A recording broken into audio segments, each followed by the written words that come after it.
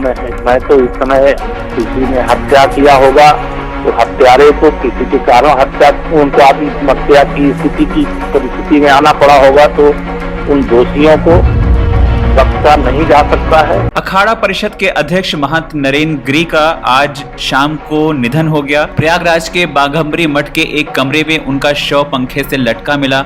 कमरे से suicide note भी मिला है और इसीलिए इस मामले की गंभीरता को देखते हुए फॉरेंसिक टीम और डॉग स्क्वाड से भी जांच कराई गई। सुसाइड नोट के अनुसार आनंद गिरी की परेशान होने की बात सामने आ रही है। हालांकि पुलिस का ये कहना है कि सुसाइड नोट की फॉरेंसिक जांच की जाएगी। वहीं पर संदिग्ध परिस्थितियों को देखते हुए प्रशासन पोस्टमार्टम के बारे में भी विचार कर रहा है। जैसे ही ये खबर मिली वैसे ही संत समाज में शोक की लहर दौड़ गई। संतों ने ये कहा है कि ये आत्महत्या नहीं है बल्कि किसी की साजिश है और इसके तहत हत्या की गई है और इसीलिए उच्च स्तरीय जांच की मांग की गई है।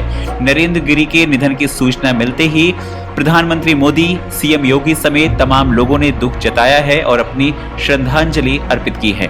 उधर एडीजी प्रशांत कुमार के अनुसार शाम करीब 5:30 बजे नरेंद्र गिरी के एक शिष्य ने घटना की जानकारी दी और इसके बाद वहां पर पुलिस पहुंची और पुलिस ने कमरे का दरवाजा तोड़ा और शव को अपने कब्जे में लिया। मठ में लोगों की फिलहाल आवाजाही पर रोक लगा दी गई है और आश्रम के शिष्यों को भी किसी भी चीज को छूने या इधर उधर करने पर रोक लगा दी गई है।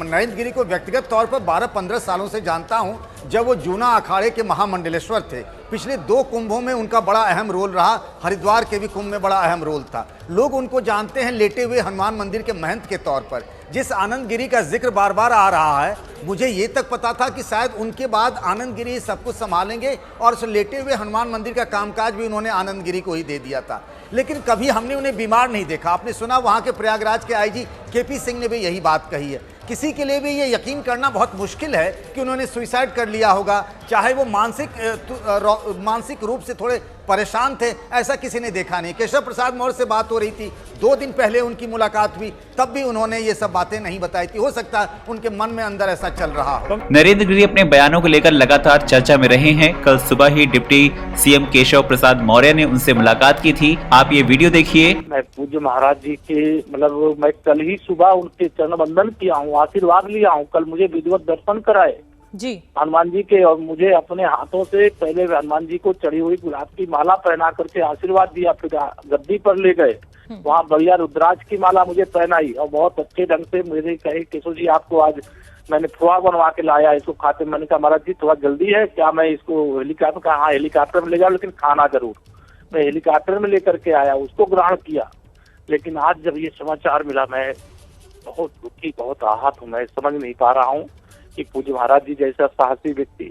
केशव जी आप जिस तरीके से उनकी बात कर रहे हैं, मेरे लिए ये सवाल पूछना बेहद जरूरी हो जाता है कि कल क्या आपको उनकी कुछ ऐसी मनोदशा लगी थी? क्या वो किसी तरीके के टेंशन में या स्ट्रेस में आपको दिखे थे कि वो आज आत्महत्या कर ले?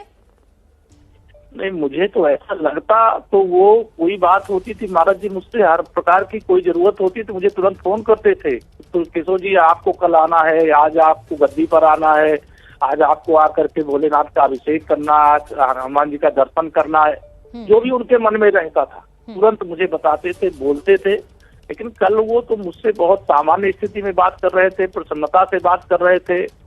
मुझे आज तक के पत्रकार थे श्री राहुल कंवल जी, उन्होंने कुछ सवाल किया, इतनी गंभीरता से उन्होंने उसका जवाब दिया है कि जैसे लगता है कि राष्ट्र के लिए, समाज के लिए, धर्म के लिए उनका जन्म हुआ है। उन्होंने किस तरह से योगदान दिया है और उन किस तरह से अचानक चले गए, मुझे विश्वास नहीं हो रहा। मैं तो एकदम निःशब्द, मुझे समझ में नहीं आ रहा है कि क्यों किया पूज्य महाराज जी ने, अब कैसे ये सब हो गया। जी केशव जी, जब आपसे कल जिक्र हुआ सुसाइड नोट में उनके जो शिष्य हैं आनंद गिरी, जिनसे साथ उनका पुराना विवाद चल रहा था, उनका नाम भी लिखा हुआ है, क्या उन्होंने कुछ जिक्र किया था आपसे? मेरी कोई, कल तो हम लोग बैठे थे, हम तो बहुत बार इस विवाद के पहले और बाद में बहुत बार मिले हैं। कभी कुछ दुखी जरूर वो हुआ करते थे, लेकिन कि एक जिनको बच्चे की तरह पाल करके इतना महत्व दिया गया, उन्होंने दुखी किया उनको। लेकिन इस प्रकार की कल तो कोई बात ही नहीं थी, सब नॉर्मल स्थिति में थे। और उन्होंने अपना किस प्रकार से आशीर्वाद स्नेह दिया, मतलब मैं जब भी जाता था तो मुझे कुछ खिलाए, कुछ विशेष आशीर्वाद दिए, वगैरह आने ही नहीं देते थे।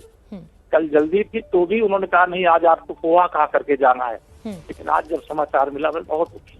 केशव जी आप व्यक्तिगत तौर से केशव जी आप व्यक्तिगत तौर से उनको इतने नजदीक से जानते थे, क्या आपको लग रहा है कि किसी एक पल में वो इतने कमजोर पड़ सकते थे कि वो आत्महत्या कर लें? क्योंकि जिसने अपना सर्वस्व भगवान को न्यौछावर कर दिया हो वो आत्महत्या कर सकता है। मेरी समझ से ये परे है कि पूज्य महाराज जी जैसे साहसी, संघर्षशील और अनेक प्रकार की चुनौतियों का सामना करने वाले वो इस तरह क्यों कर लिए हैं या किन परिस्थितियों में कर लिए हैं, यह सब जांच का विषय है। लेकिन मैं महाराज जी के जाने से व्यक्तिगत, जैसे पिता के जाने से पुत्र दुखी है, वैसे केशव प्रसाद आज बहुत दुखी है। बहुत ज्यादा बात नहीं करूंगा, मैं फिर बात करूंगा। उनके बहुत सारे अनुयायी सीबीआई जांच की मांग कर रहे हैं, क्या सरकार की तरफ से सिफारिश की जा सकती है? हर बार जांच करेंगे, जो भी दोषी जिस भी प्रकार से होगा उसको दंडित करने का भी काम करेंगे। लेकिन पूज्य महाराज जी के जाने से मतलब जो क्षति हुई है वो अपूर्णीय है।